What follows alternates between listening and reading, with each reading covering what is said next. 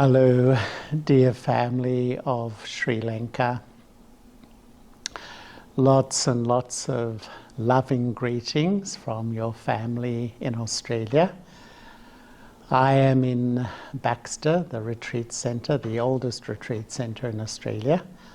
The retreat centre that's down about 1 hour from Melbourne. I came down here just 2 days ago, and I'm in Melbourne and Tasmania for a couple of weeks. And it's wonderful that you're coming together this weekend, and so I'm just going to share a few of my thoughts. And the Muli we heard, the revised Avyakt Muli that we heard on the 17th of November, so many touching things Baba said, but at one point Baba said he went on a tour at Amrit Vela. I'm sure you remember. And Baba said that on that tour he saw that the majority of children sat at Amrit Vela. The majority of the children were making a lot of effort. But then Baba went on and Baba said he observed that not many were having much spiritual experience. There wasn't much experience. And then what did Baba say? The greatest power is experience. The greatest power is experience. And I would really agree with that because I've just been in Madhaban. I went for 2 weeks. And actually for this time, the first time in so many years, I went to Madhaban and I didn't have meetings, a retreat or an event. I really went for my own spiritual time. And before I went, I began to think, well, what do I want to gain? Because I feel when you go with an aim, you really get somewhere. You know, you really have some progress when you have a clear aim. And I was remembering 2 experiences I had many years ago. And the first was that I was in a line meeting Baba.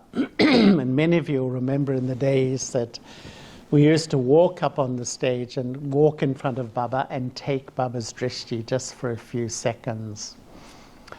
And as we were walking in front of Baba, Brother Ken was in front of me. Baba stopped him and said, bring a few of the older brothers. So Ken, myself, Anthony was there, and a few others. We came and met Baba. And Baba met us with a lot of love. And then Baba said to us 2 or 3 times, create new experiences in yoga. Baba kept saying this again and again to sustain the self, create new experiences in yoga. And then the second experience I remember having was I stayed in Delhi in Shaktinagar with Jagdish Bhai once. And Jagdish Bhai, for those of you who know him, perhaps those of you who don't know him so well, was the senior brother of the Yagya. Really, I would say from 1969 until the year 2000 when he left his body, excuse my throat, that he was like the senior brother, the spokesperson of the Yagya. And I actually said to Jagdish Bhai, for someone like me, where I am in my spiritual journey, what's the most important thing? And straight away he said, new spiritual experiences. And he said that this is the great sustenance that keeps motivation and enthusiasm in Brahman life. And honestly, I find that many of us, when we start with Baba, when we do the course in the first few weeks, as we're realizing who Baba is, who I am, many have special experiences, like a vision, or we have an experience of complete love of Baba or Baba's light, or complete bodiless stage, wonderful experiences that give us new feelings inside.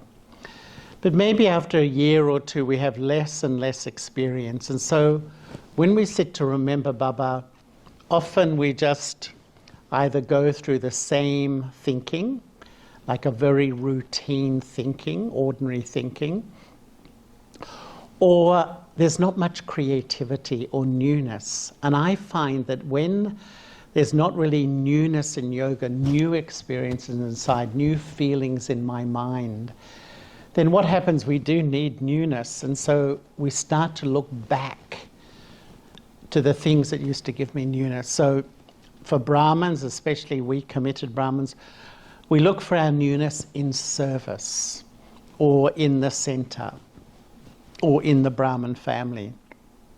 And so rather than finding newness in here, I start to look outside and rebuild newness in the external world. So maybe it's not the gross newness that the Lokik world is. They're always wanting new experiences, new sights, new sounds. But subtly, we're still looking for newness externally. And I can remember in my 10th year as a Brahmin, I was in Madhaban, and we met Baba in Om Shanti Bhavan. And Baba said to the double foreigners to do the course again. And Baba called it the realization course. And Baba said a few things that have always remained with me. They had such an impact on me. Baba said, you know the knowledge, you believe the knowledge, you teach the knowledge, but you don't experience the knowledge. And then Baba went on to say that each point of knowledge has an associated experience. Often the way we've been brought up in religion and bhakti, once we know something, we think, that's it, I know it. I know I'm a soul. But actually, in Brahman life, really, that's the first step of thousands of steps, literally thousands of steps, of unpacking the truth of the soul so that I feel I'm a soul, I experience I'm a soul, I live as a soul. And I often feel when Baba says children churn the knowledge, Baba's really meaning or saying children experience the knowledge. What is meditation? Actually, meditation is taking Baba's truth and converting it into a feeling. So I take Baba's truth that I am the soul, and as I go deep, deep, deep into soul consciousness, I create a quality of peace that's unbroken. I have the knowledge of Baba, the Supreme Soul. And as I go deep, deep, deep into that and I unpack that truth, I start to feel a love and belonging that I will never experience anything else. So I think really the great sustenance in this life is spiritual experience.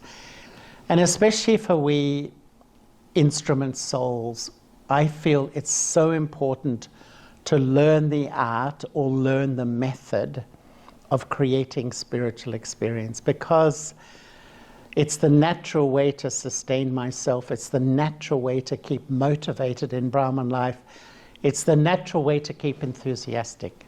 If you remember when you had a feeling of being completely detached from this world and a detached observer looking at life like Baba, that motivates you. Or you have an experience of absolutely complete love and belonging with Baba, that gives you enthusiasm. Or you have an experience of being the embodiment of contentment or being an ancestor soul. When you feel it, you get this motivation and natural enthusiasm. And so when I went to Madhaban this time, I really decided that I wanted to really try to create new spiritual experiences.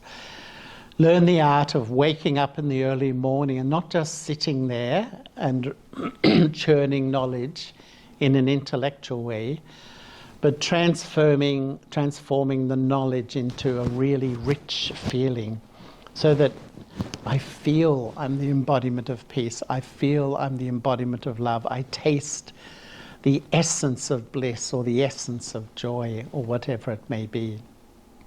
And what I really love to do is to see that my mind is like a laboratory. And I'm like a spiritual scientist where I experiment in my mind. I'm always amazed that Baba's children are so creative in service. We do so many creative things, but when it comes to my mind, we're very ordinary. And if I just think the same thoughts all the time, I get the same experience. And then I get a little bit bored. And that's where, I start to look outside once again for stimulation and newness in my Brahman life.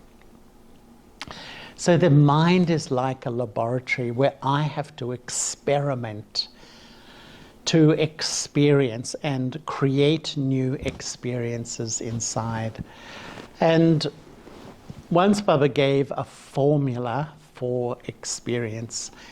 And so I began to really try to use this formula in Madhaban, especially at Amrit Vela. And the formula was just three things: become a point, apply a point, remember a point. And this is really what Baba said is the formula to create spiritual experiences. So I just want to share with you some of my experiences in experimenting with this formula. And the first step, become a point, to me is the first step and the last step of Brahman life. To become completely bodiless. In a way, the law of spirituality says the more I become the bodiless soul, the incorporeal soul, I open the door to spiritual experience. I open my mind to feel, to taste the essence of Baba's qualities. And so that's where I think it's really worth asking my heart, well, how much have I really become a bindi? And not long ago, someone in Australia was saying to me that this body, which we all sit in, some biologists say is made up of 40 trillion cells, not million, 40 trillion cells. That's unimaginable when you really think about it. So many cells. I, the eternal soul, am more subtle than one of those 40 trillion cells. How deeply have I gone into the eternal truth of who I am? I'm a point. In mathematics, a point exists but has no size. I, the soul, am so subtle, minute. And in a sense, what holds me in the body? It's just that I identify with it. Because if you could take a photo of the soul, which you can't, it's like the soul sits and the atoms, the cells of the body sit around. It's just that I think I'm Charlie, I identify with it, that I sit in this body. But when I conquer body consciousness, I'll become like Brahma Baba, and I will leave this material form.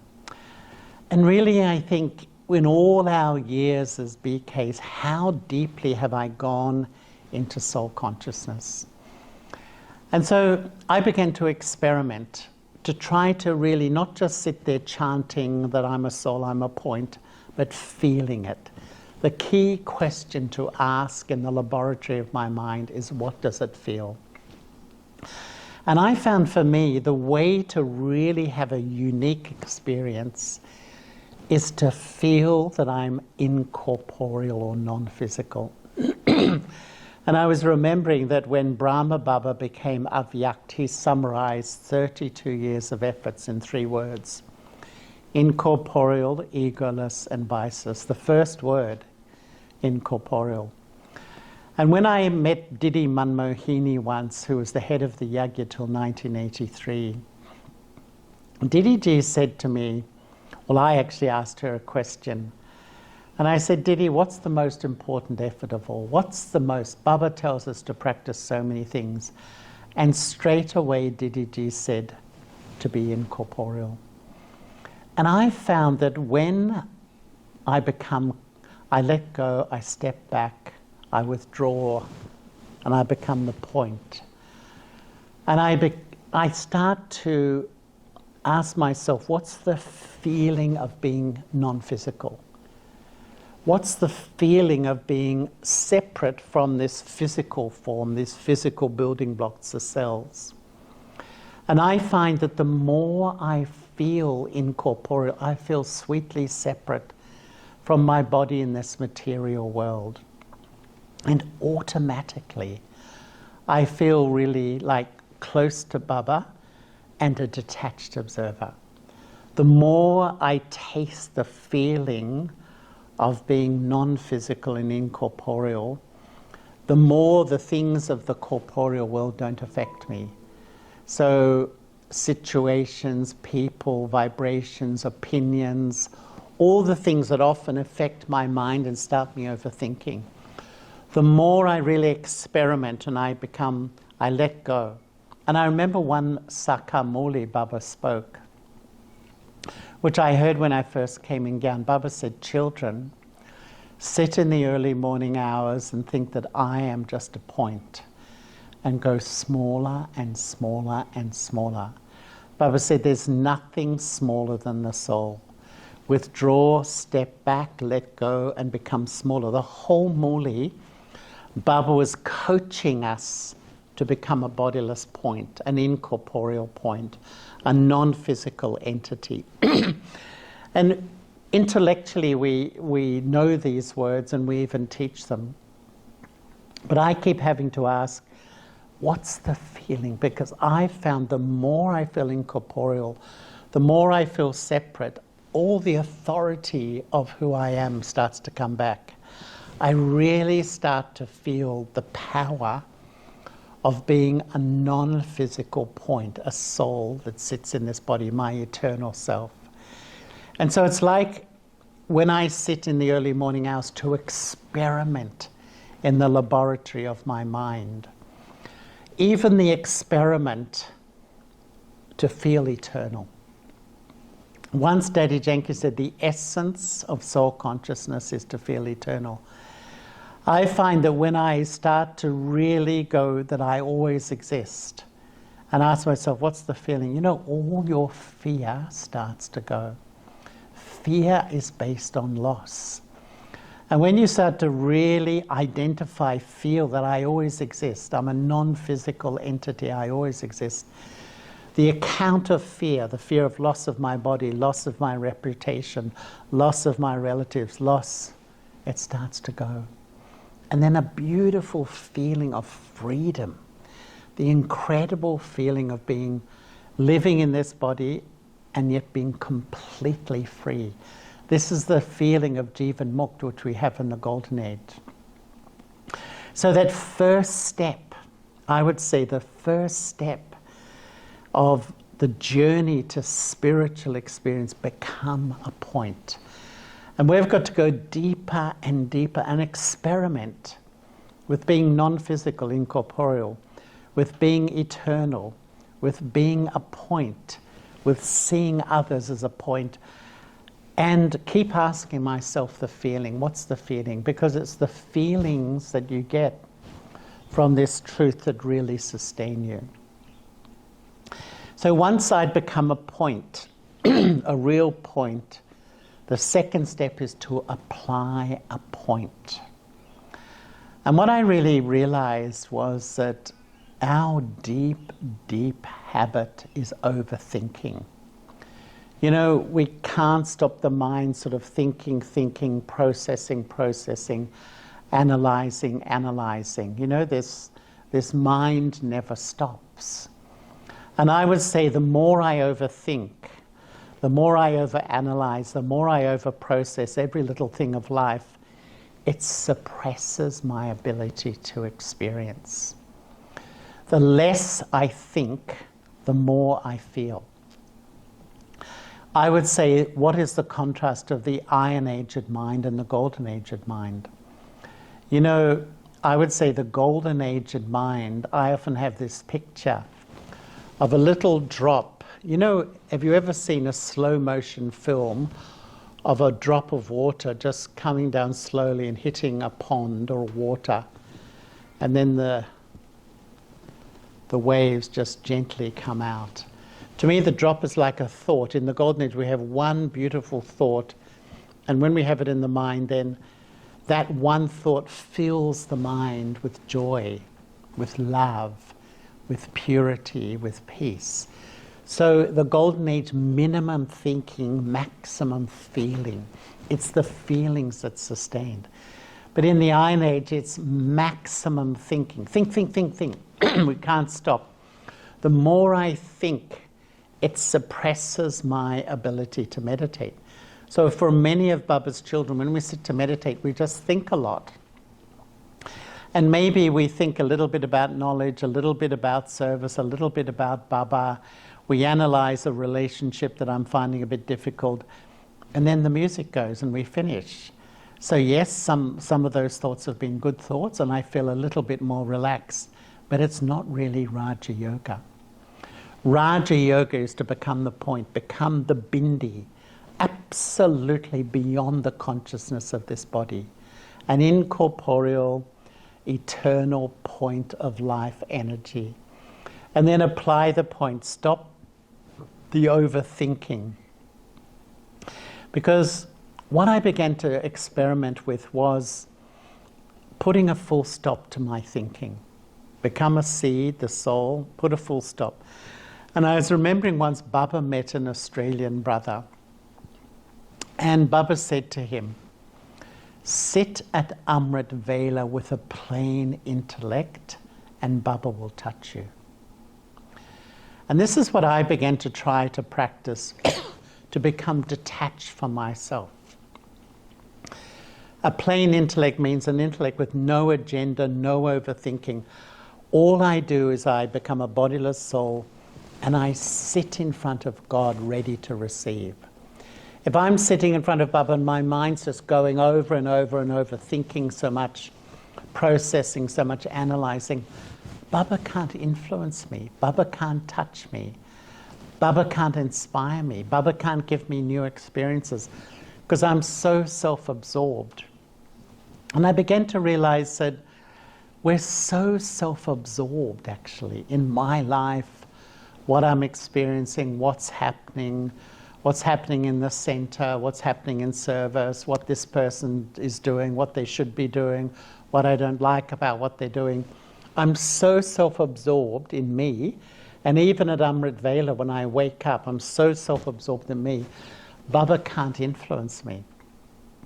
Sometimes I think that Baba comes in the early morning, says, good morning, child, and Baba sees we're thinking so much. And Baba says, oh, you're busy, I'll go on to the next one. You know, it's obviously I'm being very light about that, but I think there's some truth in it. We're so self-absorbed. It's a form of body consciousness. What I'm feeling, what I'm experiencing, the challenges I have, the problems I have, the worries I have, the concerns I have. And yet, really apply a point means to become detached from me, my story, my part, and be present in front of Baba. Absolutely present so that I can absorb from Baba, I can taste from Baba, I can experience from Baba, I can be touched from Baba. It's like I'm preparing myself to be naked in front of God so God can influence me. And really I feel this is so important for us. And so I found the more I became the point, becoming the point, then applied the point, not overthinking, just trying to sit in front of Baba with no particular churning, nothing, I'm present. And I'm feeling Baba's vibrations, filling me, touching me, soothing me, calming me. It's like I'm really present to feel absolutely close. And then when I'm ready like that, and I remember Baba, I'm sort of present in front of Baba and the subtle thread of my intellect. The third step, to remember the point, remember Shiv Baba. And so I'm preparing myself. I've become the seed. I've stopped overthinking and I'm present in front of Shiv Baba. And then I connect the subtle thread to Shiv Baba. It's not the subtle threads, not connected to my body, the bodies of others, my relationships, my role, my responsibility. I'm present and connected to Baba. And I have been thinking, what does Baba say? Baba says, children, remember me. And rarely or never Baba says, children, meditate. And occasionally Baba says, children, have yoga with me. He says, remember. Why? Because remembrance is natural. The most natural thing for the human intellect is to remember. Even as I'm speaking at the moment, some of you will be remembering what you have to do, remembering what you just did, remembering what someone said, remembering what you said. At every millisecond you are remembering. And when you remember, three things happen. The first step of remembrance, I connect. My thoughts connect with a person, a situation, a memory. Whatever I connect with will influence me. I come under the influence of whatever I connect with, and whatever I'm influenced by, I have a feeling inside. I have an experience. So if you're sitting here now and the subtle thread of your intellect travels, and the incredible thing about the intellect, it's instant. If you're sitting in Sri Lanka anywhere, in an instant you can travel to the person sitting beside you, to Madhaban, to Australia, to London, to America, anywhere. Instant, like that. If you connect with a person, if you have a good relationship with them, you get on well, the instant you connect, you're influenced by that love, that closeness, you feel calm. But if you're sitting here now, listening to this class, and suddenly the subtle thread connects with someone you're not getting along with, maybe you're in conflict with them, you have a difference of opinion. The instant you travel, you touch that person, you're influenced by that negative relationship, your stage starts to fluctuate thoughts, and you have this negative feeling inside. You have a down feeling, a peaceless feeling, a hurt feeling, a bad feeling, something. So in a way, whatever I remember, I will connect with, will influence me and create the feeling inside. And this is why Baba says, children, remember me. Because when I connect with Baba, I'm influenced by Baba, and it's like then, I'm influenced by Baba's qualities, Baba's truth, Baba.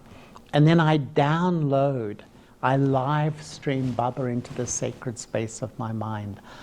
I feel Baba's love, I feel Baba's peace, I feel Baba's purity. I'm feeling these days, what does it mean to be a Brahman? To put myself under the canopy of one, and one alone. This is the recipe to become a powerful soul. Even if I love Baba deeply, but I'm a bit dependent on one human being, whether Lokik or alokik, I can't have a deep relationship with Baba. And this is such a subtle thing that the laws of remembrance really say, pay attention to whatever I remember. The first law, pay attention to whatever I remember. Because wherever the subtle thread of the intellect connects to, that is going to be my experience. Because the second law says, whatever I remember will influence me. And the third law says, whatever influences me creates the way I feel. So if I'm not happy, if I'm feeling a bit down or a bit heavy, there's only one question to ask. Only one question to ask yourself. What have I been remembering? And you will notice, if you look at it, you're remembering a problem, you're remembering a mistake, you have a memory of something, or you're remembering somebody you're not getting along well with.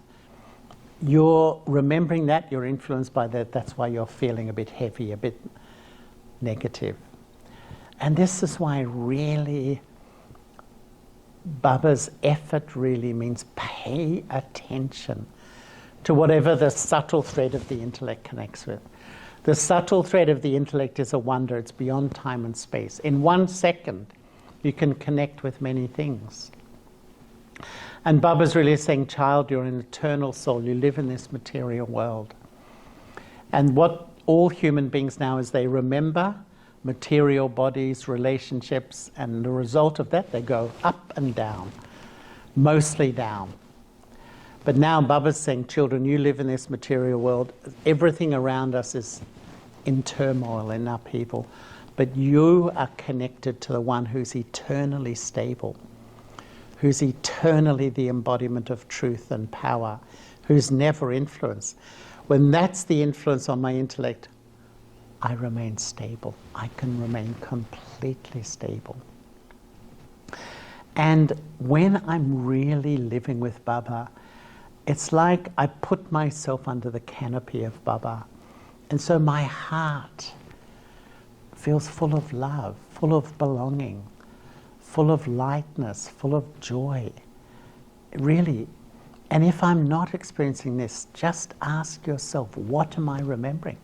What have I plugged my head into?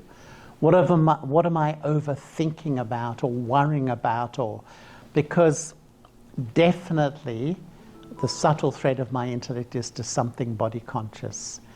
And that's why I come down. What is this life? This life is really to try to maintain the subtle thread of my intellect to the one who's ever pure, who's never influenced, the one who always holds truth, that's sweet Shiv Baba. And so this formula that Baba gives us, become a point. How far have I really done that practice? How much do I become bodiless and I feel I'm just a non-physical entity sitting here quite separate from the body? There was one brother in Australia who I met who was he's a scientist actually, and but he believed in the soul. And he said, you know, the soul is just that point. And the body is like a hologram around the soul. He said, when you bang the body, it feels solid, doesn't it? He said, scientifically, it's 99.99% space. It's just like a hologram. So I, the soul, sit here and my sanskaras work through this body. But when I, the soul, remember Shiv Baba, it just changes my whole outlook. I start to see reality and I start to see truth. So really I feel that as Baba's children, as Baba's instruments, we have to really become the embodiment of the power of experience, to experiment in the laboratory of my mind. Because if I experiment and I share my experiments, you'll inspire the whole family to experiment. And when you do that, you won't have to think how to sustain the family. Do I sustain the family with entertainment, dances and music and all that? That's a bit superficial. It's okay. But what really sustains the family is when they have new spiritual experiences. We might have yoga bhattis, but what do people do when they sit to remember Baba? Do they just sit there and think about life or think about Baba even? You know, I can think about Baba as a body-conscious soul, and I get, you know, my thoughts will calm down a little bit. But real Raj Yoga is to become a bodiless soul, completely and utterly separate from this human form. Apply the point, and then remember Shiv Baba. And that's when I feel naturally close to Baba. And it's almost like I'm just present in front of Baba. When I'm detached from my body, my senses aren't pulling me to thoughts and feelings. I'm absolutely present. And that's when Baba can really work on my sanskaras. Baba's light comes into the soul. Baba's influencing the core of my being. I'm really under God's influence, and that's when the soul really has a deep spiritual experience and feels light, feels transformed, feels purified in my connection with Baba. So I really feel, you know, to create this wave in Sri Lanka of really educating myself how to experience, because spiritual experience is the greatest sustenance. When I have the spiritual feelings in the sacred space of my mind. It's like my mind tastes the essence of purity. My mind tastes the essence of peace. My mind tastes the essence of love. My mind tastes the essence of joy. Nothing will sustain me more than these experiences. And when I'm sustained, automatically I sustain others.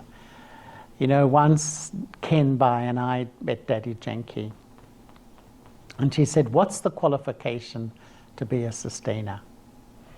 And she said, to know how to sustain myself in any situation, whether I'm with the divine family or have no company, whether I'm in a challenging situation or a peaceful situation, whether I'm well in the body or not well in the body. Really, that when I can sustain and look after myself, keep my state of mind light, pure, positive, benevolent, regardless of people around me, situations around me, problems around me, upheaval around me. Because as we know, this is our world now. We're living in this very, very unstable and unpredictable world. And so the more I become detached, I become the point, I apply the point of overthinking, overanalyzing, overprocessing, and I become present in front of Baba. I remember Baba, the point in a real living relationship. I will be filled with spiritual experiences, and really my heart will be full. I'll feel really full inside. And when you feel full, you have attainment, your attainment. And when you're attainment, you naturally feel content. It's one of the themes of your weekend.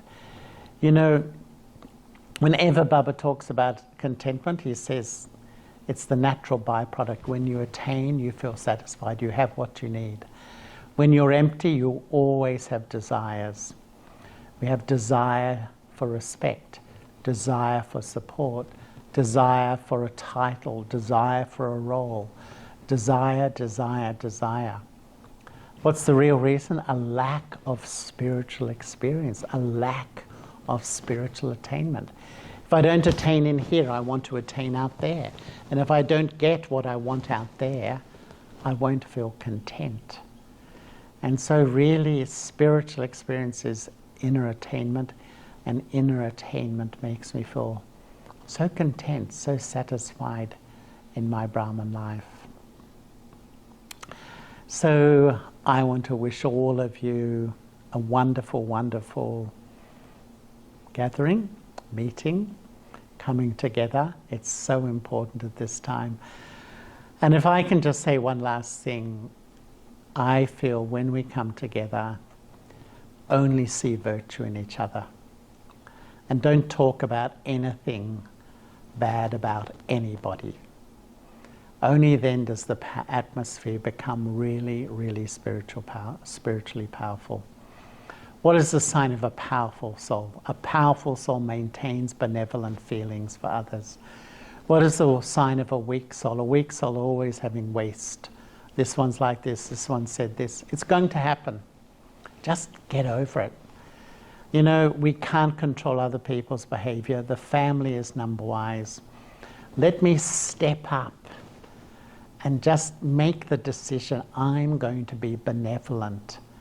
Wherever I go, in the Brahmin family, in my Lokik family, at my Lokik work, even when I go shopping, whoever I meet, I'm going to shower good wishes and pure feelings on everybody.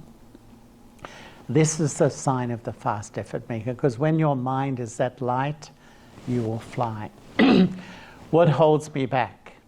What keeps me stuck? What makes me feel I'm not progressing? Seeing defects, getting caught in defects is one thing, and then speaking of those defects, and actually holds me right. I cannot progress. I will feel stuck in my Brahman life.